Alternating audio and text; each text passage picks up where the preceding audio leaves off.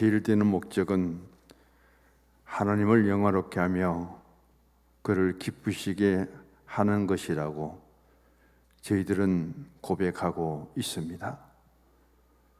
오늘 부활절 셋째 주일, 예수 다시 사심을 증거하며 기쁨으로 가득 찬 저들의 심령 속에 주님이 찾아오셔서 만남을 이루어 주시고 부활의 신앙을 다시 한번 점검할 수 있는 우리의 심령들이 되기를 원합니다.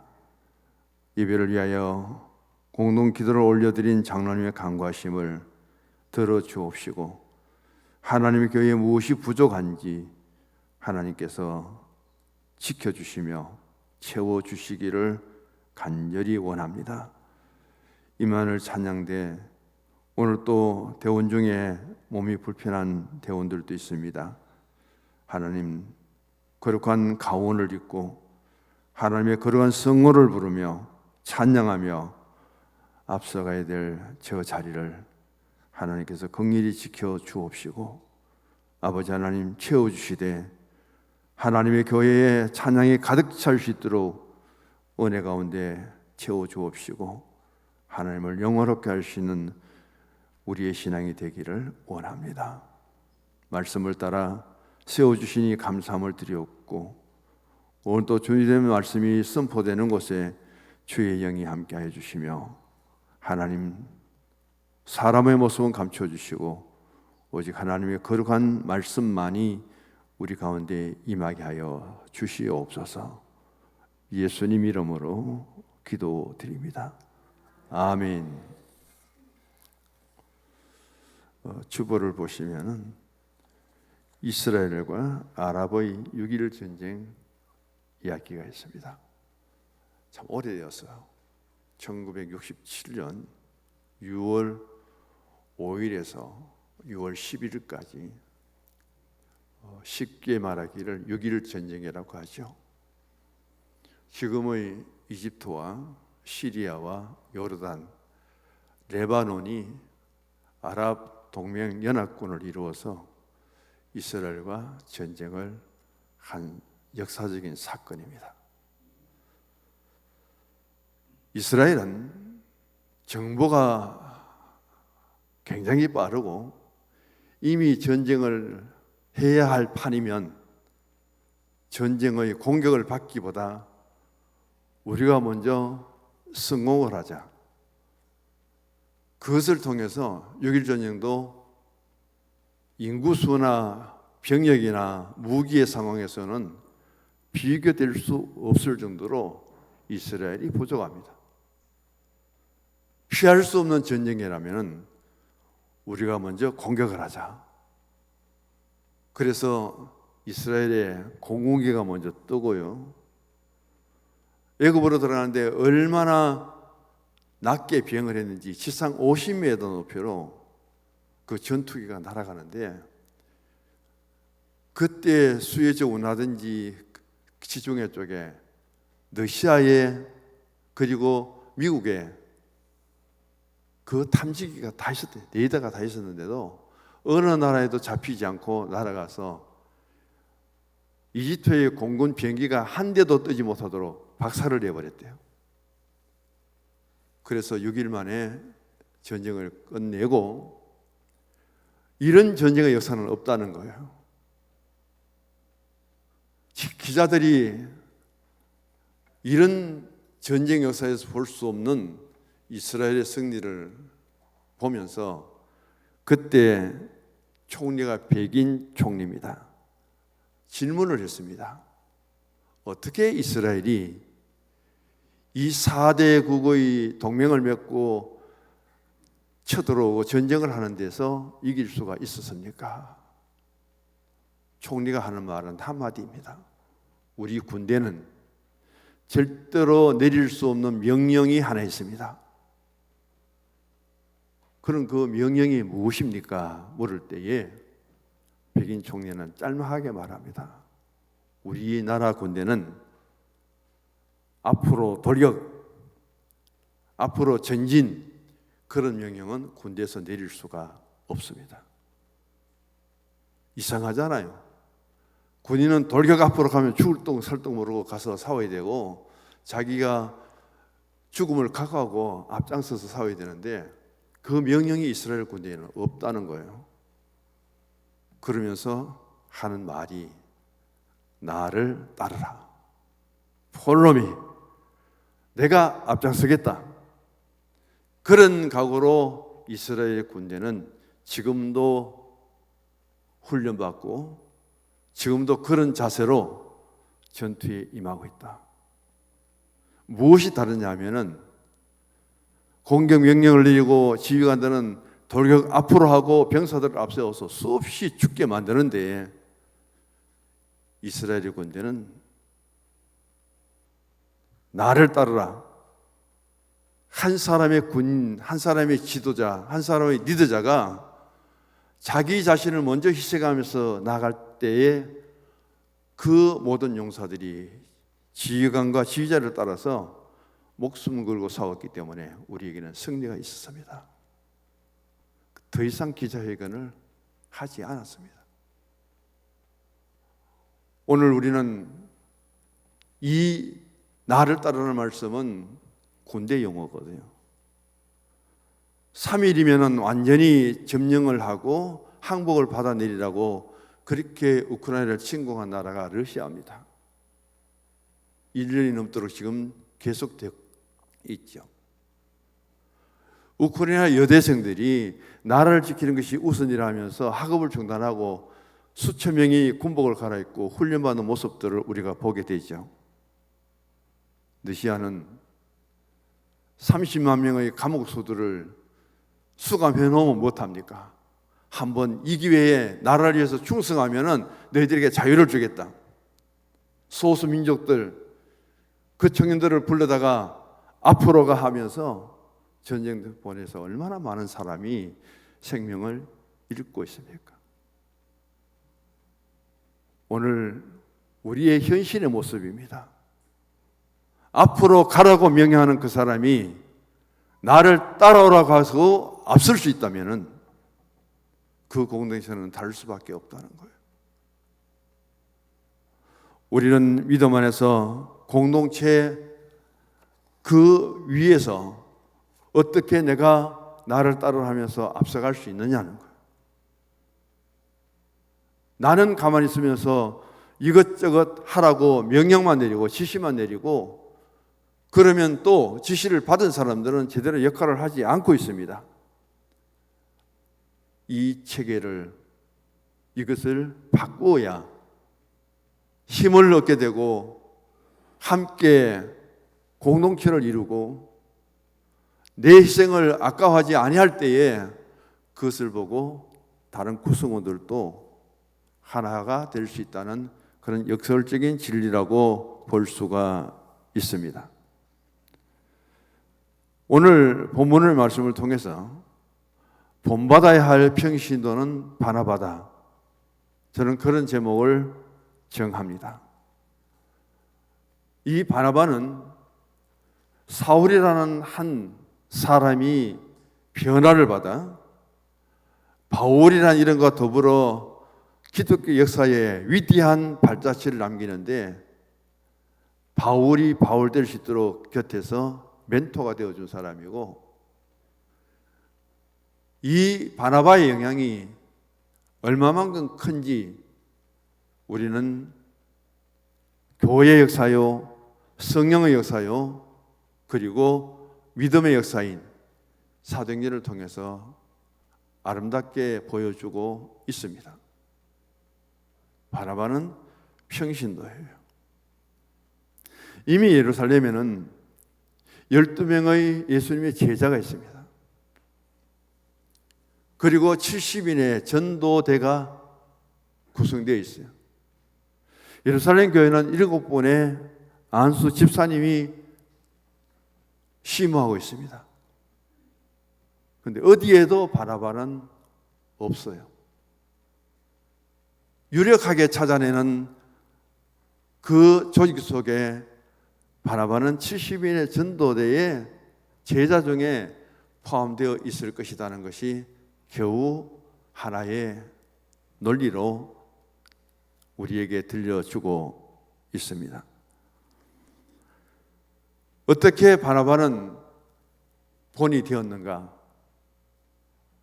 사울이라는 청년을 통해서 그 사울이 바울이 되고 1차, 2차, 3차 전도여행을 하고 신앙의 역사 속에 위대한 흔적을 남길 수 있었던 것은 바로 바나바의 역할이 대단히 컸다.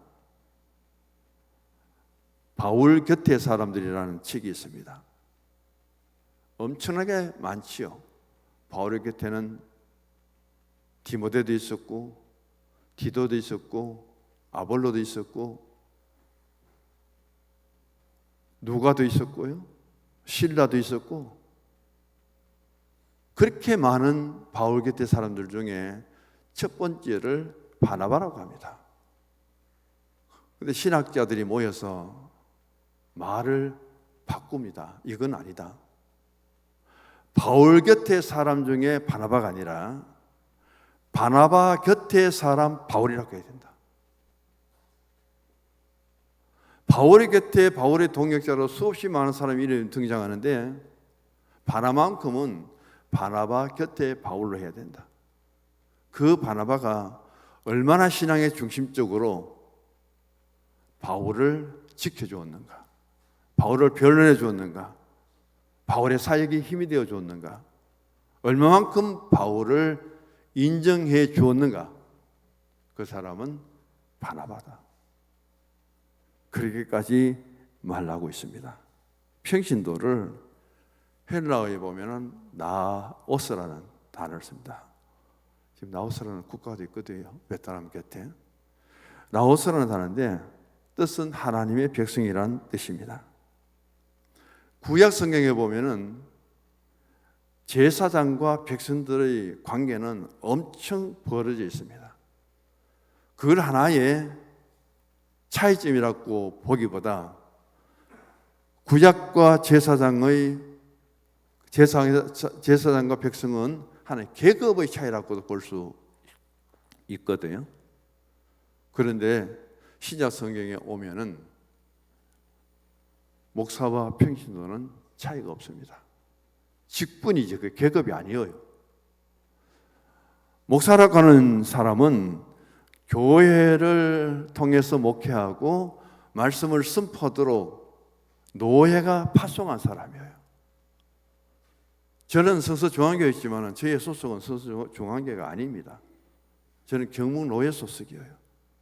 이 교회를 목회하도록 경북노예가 여기에 파송을 했고 성서중앙교회가 저를 요청해서 이루어진 그 관계 속에서 말씀을 전하는데 여기에 앉은 성도님들은 어떤 분들이냐면은 세상을 향해서 파송된 선교사다.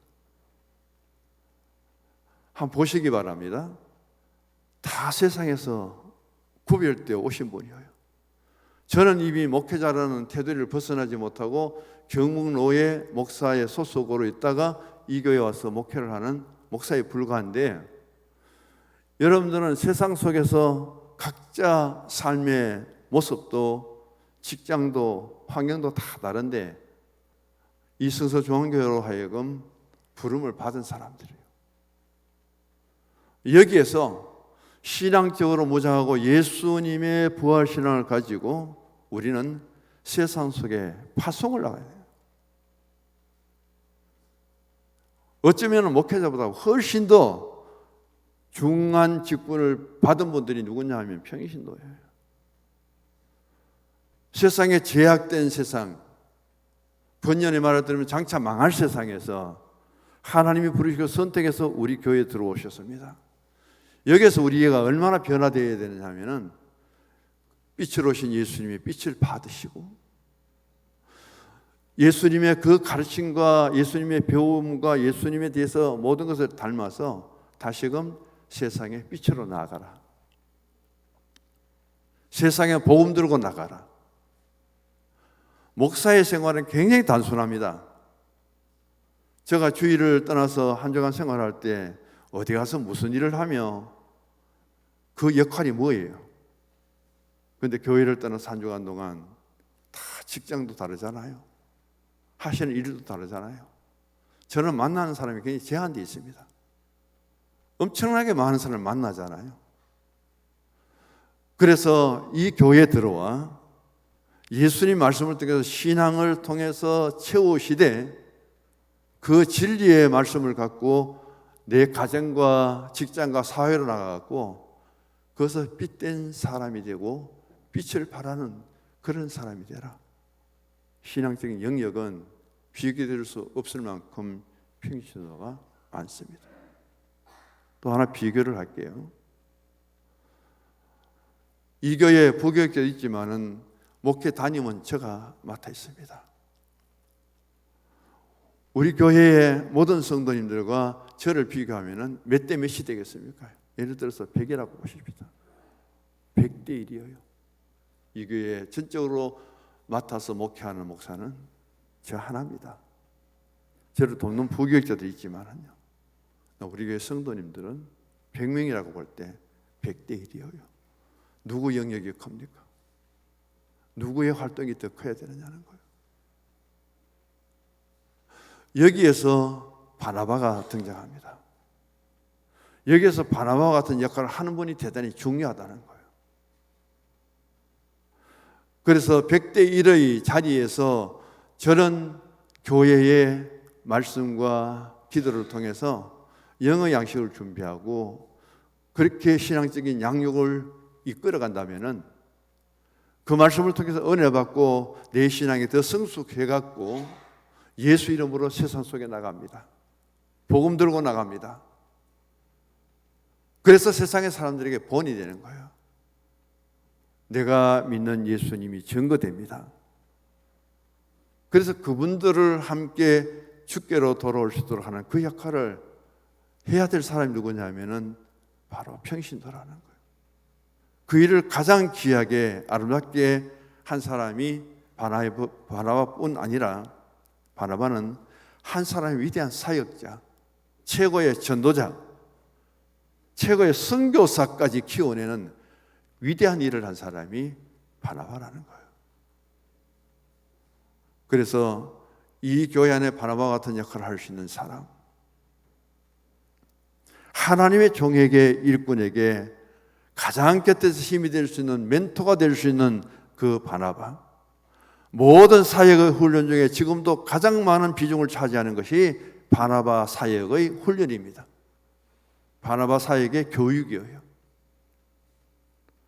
그것을 생각하며 바나바 사역은 바울을 바울되도록 하기 위해서 바나바가 바울이 다메섹에서 예수님을 만나서 개종한 것, 다메섹에서 그가 예수 있는 사람을 잡아서 옥에 가두려고 하는 것이 아니라 그 다메섹에 올라가서 이제는 예수의 복음을 전하는 사람으로 바뀐 것, 예루살렘에 올라가서 사도들을 만나려고 하니까 아무도 만나주지 않아요.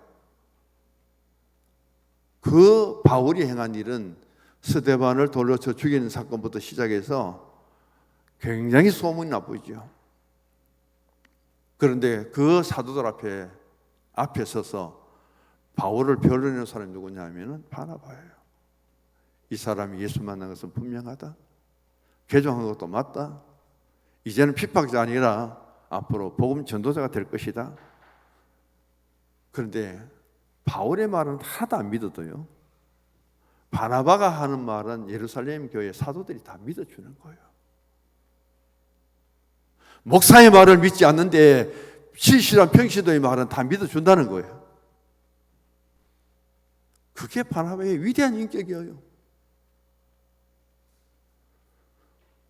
그래서 예루살렘 교회가 수용하잖아요.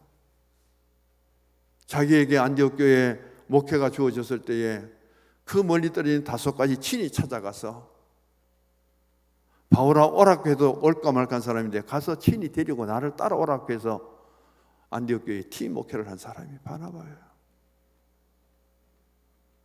그리고 같이 팀이 돼갖고 1차 선교사로 안디옥 교회로 하여금 파송을 받지요. 그래서 바울의 곁에는 바나바가 있는 것이 아니라 바나바 곁에 바울이 있었기 때문에 바나바 같은 좋은 멘토를 두었던 바울이기 때문에 바울이 바울 될 수 있었다. 참 오늘로 보면은, 시대적이나 환경적으로 보면은 이런 사역이 더 필요할 때거든요. 그래서 평신도 훈련들을 참 많이 하고요, 평신도들이 사역을 많이 할 수 있도록 그렇게 훈련되는 교회, 그 사역의 자리에 서서 정말 그 사람을 곁에서 도와주고 약하고 보잘것없는 사람을 이렇게 키워주고 덕을 세우는 그런 바나바 같은 사람 한 사람이 정말 필요할 때고 소중할 때임을 우리는 잊어서 안 됩니다. 초대교회가 부흥했던 요인은 바나바 같은 평신도들이 있었기 때문이라는 사실을 우리는 생각해야 되고, 바나바는 평신도로서 어떻게 당시에 롤 모델이 될 수 있었는가. 그래서 바나바를 본받으라는 이런 말이 지금도 필요하고 있다는 것은 무엇 때문일까? 첫 번째 보면은 평신도 바나바는 헌신된 사람이다, 그렇게 말합니다. 본받아야 할 평신도 바나바는 헌신의 신앙과 삶을 실천했다고 그렇게 말하죠. 돼지와 소가 서로 주인에게 대한 대화를 나누고 있습니다. 돼지가 먼저 말할까요? 소가 먼저 말할까요? 돼지가 소에게 이렇게 말합니다. 나는 말인데 진짜 주인 앞에 기분 나쁠 때가 있지만은 내가 그 불만을 다 토로할 수는 없다고 그렇게 말합니다. 소 보고 말합니다. 소 너나 돼지 나나 주인에게 다 주고 있잖아. 우리가 뭘 아끼느냐? 아낌없이 주고 있잖아. 돼지가 말합니다. 내 몸은 버릴 것이 하나도 없다고 하면서 삼겹살, 목살, 갈비살 부위별로 맛있다고 얼마나 맛있게 주인이 구워 먹고 있느냐. 심지어 내 머리까지 눌러갖고 그렇게 먹고 내장까지도 버릴 것이 없다고 하면서 다 먹는데 나는 그만큼 희생하고 내 모든 것을 드리는데 왜 나를 미련하다고 말하느냐. 그리고 나보다 소너를 그렇게 더 좋아하느냐. 시기도 나고 질투도 나고 주인이 믿기도 하다. 그 말을 들은 소가 뭐라고 합니까? 자네 말을 들어보니 꼭 맞네. 그런데 내가 돼지 너보다 더 주인의 사랑을 받고 인정받는 것은 차이가 있다. 그 차이가 뭐냐? 돼지 너도 살았을 때가 있고 죽을 때가 있다. 너는 주인에게 삼겹살, 목살 뭐 다 준다 그러는데 그때는 내가 죽어서 주인에게 주는 것 아니냐? 너는 살았을 때 주인에게 뭐 주느냐? 아무것도 없다는 거예요. 너는 살았을 때는 주인이 주는 그 먹이만 자꾸 먹고 너만 배부르게 있지 주인에게 준 게 뭐 있느냐? 소가 이렇게 말합니다. 중요한 것은 살았을 적에 드리는 거야 하면서 아주 점잖게 말해요. 너는 살았을 적에는 주인에게 아무것도 드리지 않고 주인에게 받기만 하고 먹기만 했는데 나를 한번 봐. 나는 주인을 위해서 밭도 갈아주고 논도 갈아주고 수레도 끌고 주인이 얼마나 나를 가까이 하면서 그때마다 요긴하게 사용하는지. 너는 우리 안에서 울울거리면서 먹고 놀 때 낮잠 잘 때 나는 주인에게 땀을 흘리면서 밭을 갈아주었고 논을 갈아주었고 주인이 어디 갈 때마다 늘 수레에 태워서 나를 끌고 그랬는데 차이가 뭔지 아나? 살았을 적에 너는 한 것이 아무것도 없어. 근데 나는 살았을 적에 그렇게 하고도 죽으면은 소고기는 돼지고기보다 더 비싸. 더 맛있어. 할 말이 있느냐고. 이런 대화 내용이 쭉 나옵니다. 얼마나 공감하실지는 모르겠는데 오늘 우리에게 중요한 신앙의 교훈은 살았을 적에 내가 힘 있을 때에, 내가 건강할 때에, 내가 그래도 직장 다니며 물질을 소유할 때에, 그때 주님 앞에 교회하는 것이 중요하지, 죽고 난 후에 천국 가는 것만 바라보고 살았을 적에 아무것도 하지 않는 그런 하나님 백성은 자랄 것이 없네. 이 예화를 통해서 이렇게 이끌어내더라고요. 우리는 세상을 살면서 얼마나 더 살지 모르겠는데, 살아있는 동안 주님과 그 교회 앞에 무엇을 남겨놨냐, 무엇을 했느냐. 우리하고 전혀 다른 환경과 삶이 다른 돼지와 소의 대화를 통해서 돼지는 살았을 적에 아무것도 한 것이 없다, 받기만 했다. 소는 살았을 적에나 죽었을 때나 얼마만큼 주인에게 요긴하게 사용되었는가, 그 차이점을 깨닫는 것이 우리에게 주어진 신앙의 지혜다, 그런 말씀이에요. 바나바는 신앙생활을 처음 하면서 시작한 것이 물질적인 헌신입니다. 그 물질적인 헌신이 어떻게 이루어졌느냐, 오늘 본문을 보시기 바랍니다. 보면은 그 당시 초대교회 이야기를 하고 있어요. 오늘의 모든 교회가 초대교회를 따라가고 본받자 그러는데 도저히 할 수 없는 것 하나가 물질적인 통용입니다. 오늘 본문을 보면은 하나님의 교회 안에 믿음을 갖고 주어진 공동체 안에서 한 사람도 가난한 자가 없었다. 교회 구성원이 된다고 하면 초대교회 입장에서 바나바 같은 사람이 교회에 등록하면 안 되죠. 왜? 자기 물질을 다 내놓아야 되기 때문에. 어느 교회가 물질적인 통용까지 이루어지는 교회가 있을까요? 불가능합니다. 그런 때 교회 안에 참 가난한 자가 많고 3천 명이 교회에 들어오는데 그 숫자를 막아낼 수 없잖아요. 받아들이기 힘들잖아요. 그런 때에 여기에 한 사람을 소개합니다. 36절의 말씀, 레위족 사람, 이름은 요셉이고 그 별명이 바나바예요. 그 바나바의 번역을 하면 위로라는 뜻입니다. 여기서 저는 중요한 것을 발견했는데요, 위로라는 말씀은 파라클레세오스라는 단어를 쓰고요, 그 다음에 예수님 우리에게 보내주신 성령이 파라클레토스입니다.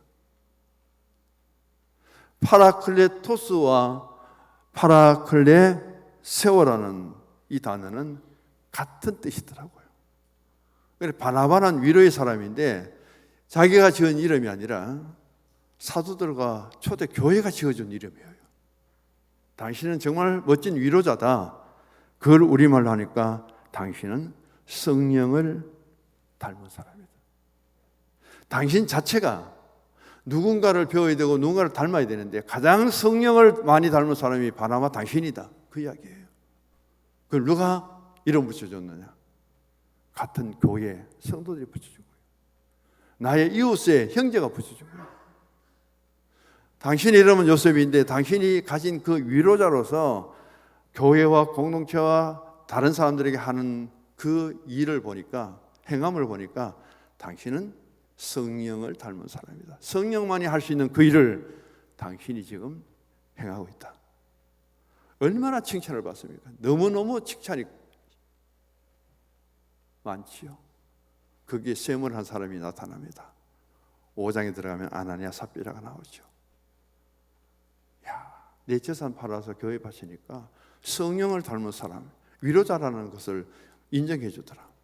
흉내 한번 내다가 오히려 성령을 속이고, 그 때문에 그들의 마지막이 참 비참하죠. 이런 바나바의 시작이 물질로부터 시작되었다는 사실이 놀랍고요. 그것을 통해서 그가 예루살렘 교회에 들어와서 한 사람의 역할, 교회를 벗어나서 얼마나 사도들과 70인이 있는데도 불구하고 7 지파도 아닌데 신앙을 찾아 세워진 이방 교회 안디옥에 그가 그를 목회자로 파송을 했을까? 그만큼 신임받고 칭찬받고 사랑받고 인정받는 사람이었다는 것을 우리는 보게 됩니다. 사도행전 11장 27절 30절에도 보면은 예루살렘 교회가 너무 어렵다는 사실을 알고 안디옥 교회가 예루살렘을 돕기 위해서, 교회를 돕기 위해서 헌금을 하는데 이걸 누구에게 보낼까? 그 선택된 사람이 바나바예요. 동행하는데 바울을 같이 보냅니다. 사도들에게나 성도들에게나, 그리고 안디옥 교회 성도들에게나 가장 신뢰를 받아요. 인정을 받아요. 그런 바나바의 사역이 오늘 사도행전을 통해서 아주 구체적으로 나오는데 참고해 보시기를 바랍니다. 두 번째를 보면은 읽어보시기 바랍니다. 본받아야 할 평신도 바나바는 타인을 세워주는 사람이다. 여기 내용도 긴데 둘로 요약할게요. 바나바는 도대체 어떤 사람이기에 예루살렘에 있으면서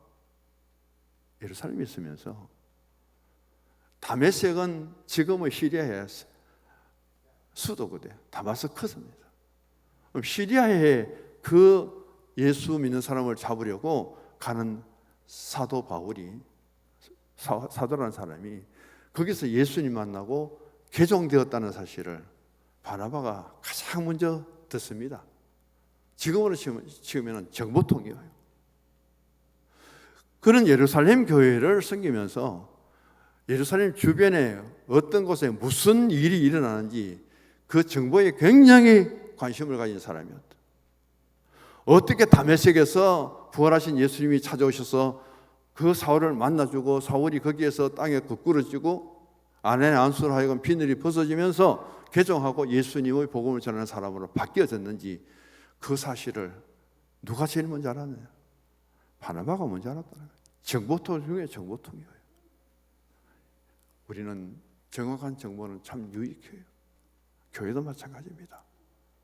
어디에서 선한 것, 좋은 것, 아름다운 것이 있다면 그런 좋은 정보를 빨리 받아서 우리가 활용할 수 있는 그런 평신도의 자리에 누가 있었냐? 바나바가 있습니다. 그런 정보에는 어둡고 교회 안에서는 조그마한 거 가지고는 소문 퍼뜨리는 또 1등이에요. 확대하고 결과는 뭐예요? 좀 상처 입는 거예요. 다른 사람이 아프면 고통을 주는 거예요. 정보에도 영적인 정보를 받으시고요, 신앙의 정보를 받으시고 덕을 세우고 유익을 줄 수 있는 그런 정보를 우리가 받아갖고 신앙에 적용시켜야 되지, 교회 안에 사람들이 모여서 거기에 일어나는 작은 그런 일들을 정보라고 해서 이러더라 저러더라 한 단계 올라가면은 어디까지 올라갈까요? 거기에 바나바가 아주 대단한 사람이고, 두 번째는요, 바나바는 사도들이라도 바나바의 말은 다 믿었어요. 믿을 사람 가장 없었던 데가 언제냐면 초대교회예요. 너무 거짓말이 많아요.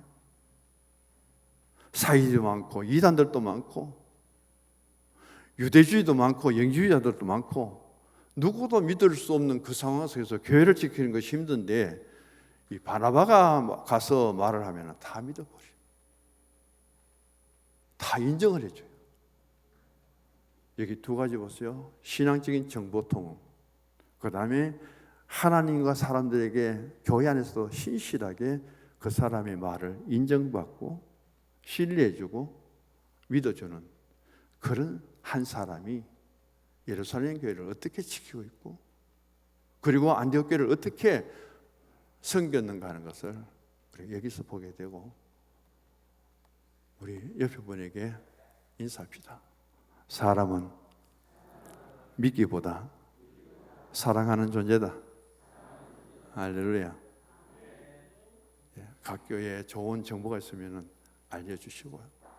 저도 많이 찾아보거든요.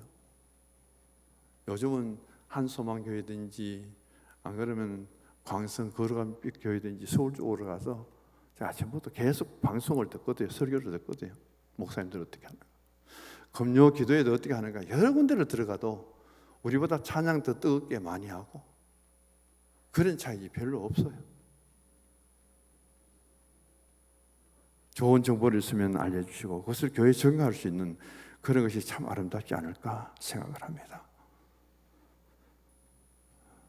여기 다른 사람을 세워주는 사건은 교회 안에서도 엄청 많고요, 신앙 안에도 엄청 많고, 역사 속에서 예화를 들을 것이 너무 많습니다. 제가 예화를 엄청 가져왔는데 생략하고 넘어갈게요. 마지막입니다.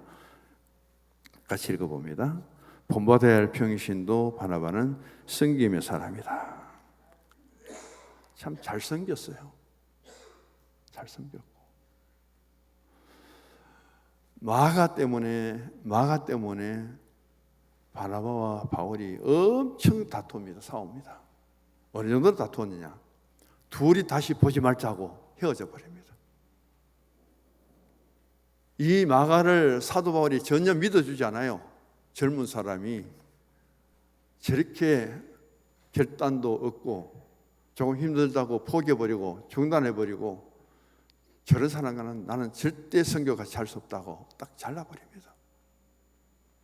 그런 그 마가를 바나바가 데리고, 바울은 신라를 팀을 해서 유럽으로 건너갈 때 바나바는 그 마가를 데리고 소아시아 1차 선교를 했던 지역에 다시 돌아갑니다. 그 마가를 바나바가 어떻게 키웠어요? 그 마가를 바나바가 얼마만큼 높여줬을 거예요. 그렇게 보잘것없던 마가가 마가복음을 기록합니다. 복음서 중에 제일 먼저 기록한 사람이 마가예요. 그래서 마가복음이 공감 복음서 중에 가장 근본적이에요. 마가복음을 기초해서 마태가 나왔고 누가가 나온 거예요. 그런 마가, 바울이 마지막 넘어가면서 죽기 전에 가장 보고 싶은 사람이 누구예요? 마가잖아요. 마가를 데려오라고. 인정받지 못하고 완전히 포기해버린 그 사람을 데리고 가서 어떻게 섬겼기에, 자기 생지를 보는데 어떻게 그를 도와주었기에 마가가 그렇게 신앙적으로 성장하고 성숙해서 복음서를 기록하고, 그리고 나중에는 쓸모없던 사람이 가장 사도 바울까지도 아끼면서 가장 유익한 사람으로 인정받을 수 있었는가? 오직 한 사람이다. 바나바가 있었기 때문이에요. 이런 바나바를 생각하면서 부활절 주간입니다.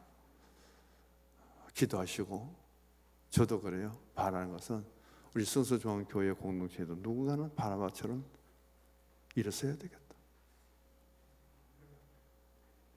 평신도 사역을 크게 하지 못하는 교회일지라도 누군가는 또 앞에 서서 앞으로 가가 아니라 나를 따라오라고 그렇게 앞설 수 있는, 약하고 미련하고 부족해도 이렇게 세워주고 키워줄 수 있는, 물질로도 마음껏 섬길 수 있는 이런 한 사람의 평신도의 사역의 그 현장, 그것을 돌아보고 성서중앙교회를 다시 한번 세워가는데 바나바 같은 좋은 일꾼 세워지기를 주의 이름으로 축복합니다. 주보 마지막 결론을 같이 읽습니다. 평신도의 자리에서 섬기고 타인을 든든히 세워주고 헌신적인 신앙과 삶을 실천하며 바나바의 신앙과 삶을 본받읍시다. 아멘. 하나님,